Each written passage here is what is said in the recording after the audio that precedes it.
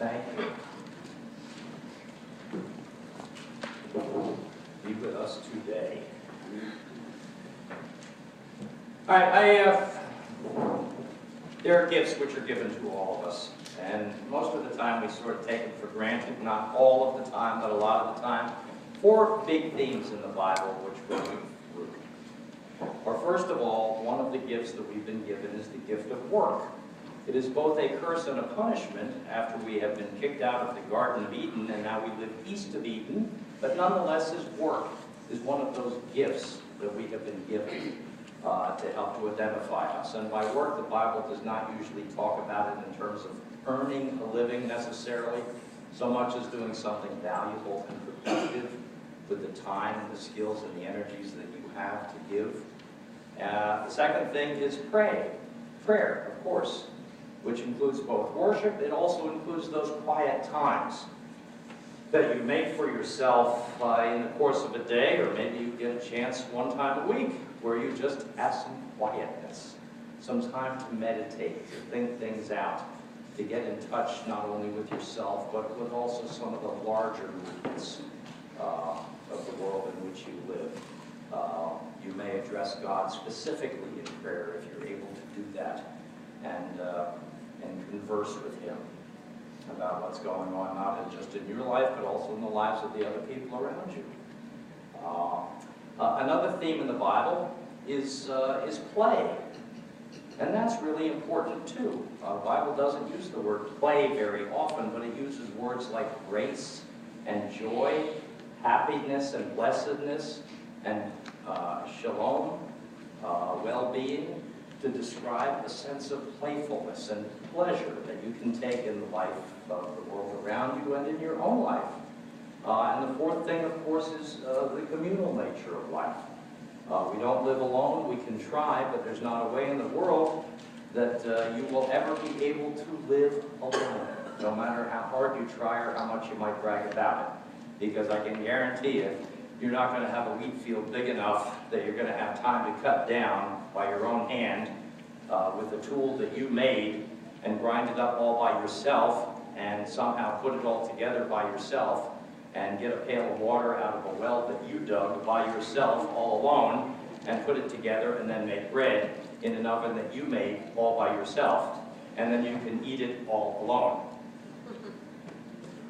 Life doesn't work that way. You know as well as I do that it does not, no matter how much we like to think that we are not communal people. In fact, we are. But those are also not just gifts, they're also the resources of life that we have been given by the Lord, which are present for us all of the time, in all of the places in which we live and move and have our being. Work, prayer, play, and community. And those are the ways in which the Lord will meet you at every time and occasion of your life, including the times and the occasions when you're in a time of suffering or hurt or pain, or where life has just caught you up and you are just in a time of confusion. There's no question that that happens to all of us at different points in our lives. I don't think there's any of us that haven't suffered at some point or had things happen to us that we don't understand why it's happening, but it does, and how we're going to handle it. We don't think we're going to get through it, but somehow we do get through it. And it's always going to be by means of these 4 larger gifts. The gifts of work, usefulness, the gift of prayer, getting in touch with some of those movements and senses and feelings that we have, which we oftentimes ignore.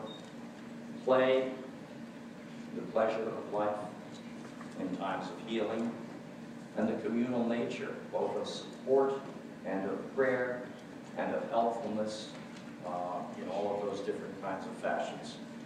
Now, the other thing that's going to come with times of pain and suffering and hurt are always going to be 2 questions. One will be an affirmation, the other will be a question. First of all, an affirmation. Life is good. That will always come along with a time of suffering and hurt and pain. An affirmation that life is good. And it may stand in stark contrast to the way you feel about things.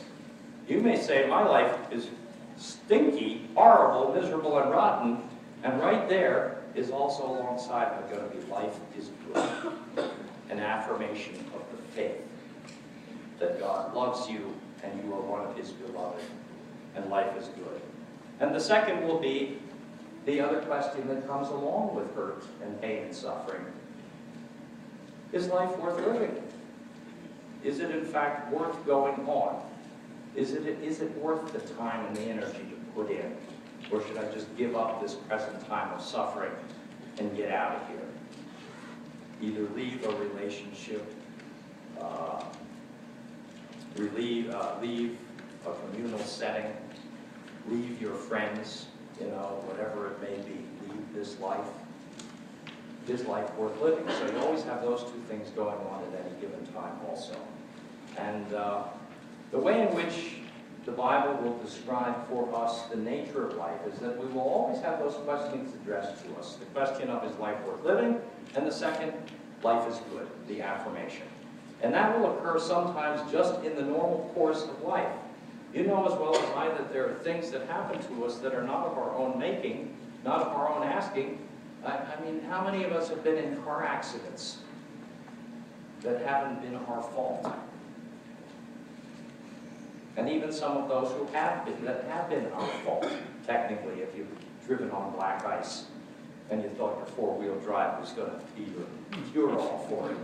Oh, please, you know better. But in any case, you understand that there are just circumstances in life where stuff just happens. And in those cases, you still will have the same question asked, is life worth living? And the same affirmation, life is good. The second thing that will happen, and St. Paul points it out to us, is that all of the earth groans in travail. Not just individual people, not just our lives sometimes, but the whole earth groans and hurts sometimes. And when it does, there will be tragedies, natural tragedies and disasters. And yet, even with that, even with the mudslides which are presently occurring in California, you know that when you get out there to visit sometime on vacation, in 3 or 4 years, that mudslide will have been cleaned up, and there will be trees growing, and bushes growing, and flowers flowering, and that which had been a tragedy now will now be beauty 4 years down the road. It is the way in which life works, the way in which God has set up the world which he created. That there are circumstances we can't control, when there's going to be natural disasters that are going to catch up to us at different times and places, not of our own making. But each time you will have an affirmation, life is good. And what is the purpose of life and the meaning of life? And do I want to keep on going? Will be questions that come along with it. Now the other things that go on, of course, is that sometimes you're just going to meet some rotten, miserable people. And you will meet evil in this world. St. Augustine, already in the 4th century, said this: God would not allow any evil to exist unless out of it he could draw a greater good. This is part of the wisdom and the goodness of God. Keep in mind that the Bible also affirms that we are sinful people. That is, we delude ourselves, and we fool ourselves, and we fake ourselves out. However you choose to understand the delusional part of your life and the self-deception by which you sometimes live, as do I. I saw a story about a young man who went off to college with great expectation, and after he'd been there for a month, he emailed his dad, said, "Dad, feather in my cap, I've been elected the class president of the freshman class." And then a semester later, he writes back, he emails his dad another point and says, "Another feather in my cap, Dad, been accepted into a fraternity." And then another third email comes, another semester later. Another feather in my cap, Dad. I have a leading role in the class play, in the drama club. And then in the 4th semester, another email comes to his dad. Flunked out. Sends this to his brother. Prepare, Father. Tell him to send money for me to get home. And so I guess his brother did that, and he emailed his brother at college back. Father prepared. Prepare yourself. Father says, put those feathers on your shoulders and fly home.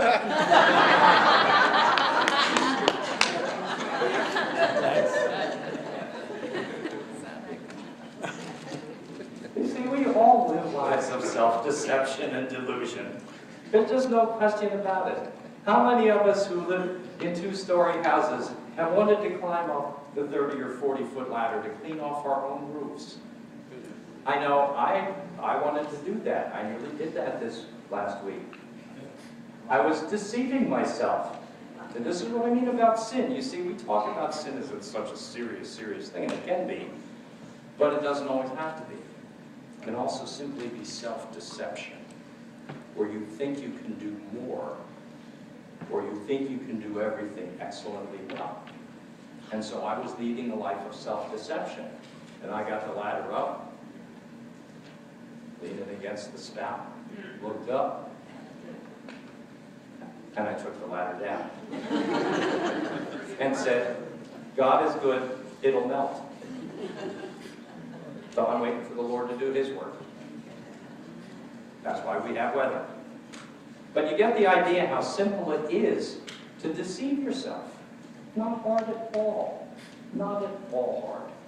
How often have you not asked in your own life for help because you thought you could fix it? Or you could fix yourself even better. Yeah, that's even better. I can fix myself. And you know you have been deceptive, not only to yourself, but to the people around you. And that is one of the tragedies that comes to us in life because of the nature of the lives that we lead and the brokenness that we have with God. And that in and of itself can lead to great suffering and great pain and great hurt. Now, one of the things that God promises all the way through is that you will be met by Him. You will be met by Him for the healing times in your life through the gift of communal living, through the gift of prayer, through the gift of play or joy, and through the gift of work. And remember, work is not talking money necessarily, so much as something useful with your life. Many of us who are no longer able to work at the jobs that we used to work at because of our physical circumstances, yet have made a decision because of the communal call from somewhere else that I'm going to work. I'm going to be productive in order to meet a need in that communal area of need. A lot of you belong to RSVP. That's what that organization is all about. And sewing clubs and quilting groups and all of that. It is being work for the sake of the Lord and our own healing, for the sake of belonging, to meet a need. Because community need the lives of other people.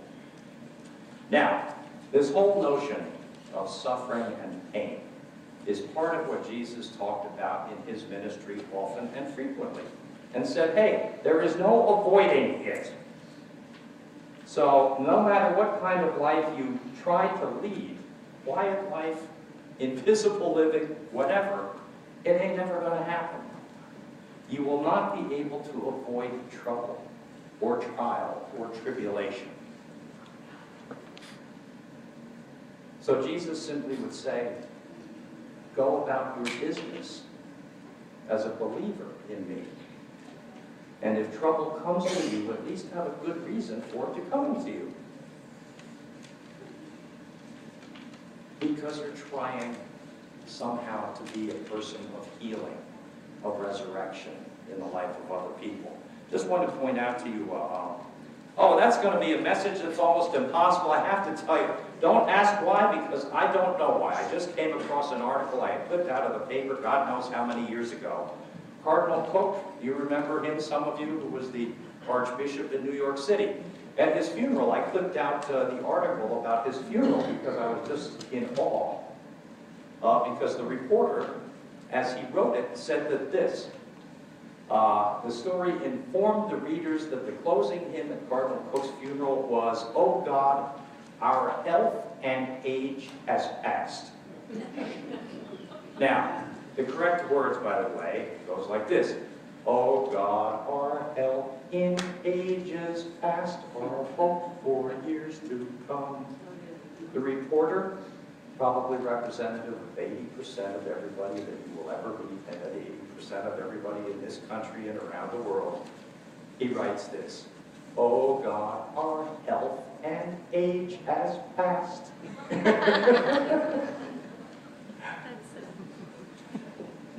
He didn't know. But you see, the interesting thing here is that for you and I, we do know. When Jesus told the disciples in the gospel reading this morning, he said this: "Get up and do not be afraid." The word for "get up," we did the English translation, pablum, so not too painful. Literally means rise up out of your grave. That is the precise word that was used at Jesus' resurrection. He is raised. That's the word he uses for taking three guys who are laying on the ground looking up saying, "I'm freaking," because of these visions of Moses and Elijah who've been dead for 1,400 years and 800 years. "I'm freaking out. Can't handle it." Jesus says, "Be raised. Get up and don't be afraid." And it is precisely that gift which you have to offer to everybody in your world. The gift of healing, be raised, get up. And don't be afraid. And all of the resources are present there for us to use, every one of them. You have the joy, which everybody knows, even people in pain know joy and laughter and happiness. The communal living, where it has broken down, can be restored. Tikkun olam, restoring that which is broken. We have the gifts of prayer and teaching people to look a little more diligently for the presence of God in daily living. Those are all of the good gifts that we have been given in our lives. And they're the gifts that we can use to promote healing in times of tragedy and in times of pain. It's the gift that you carry with you every day of your life. And the answer is to the question, is life worth living? And an affirmation, life is good. And you have the resources to offer that good news to people. Life is worth living. And life is good.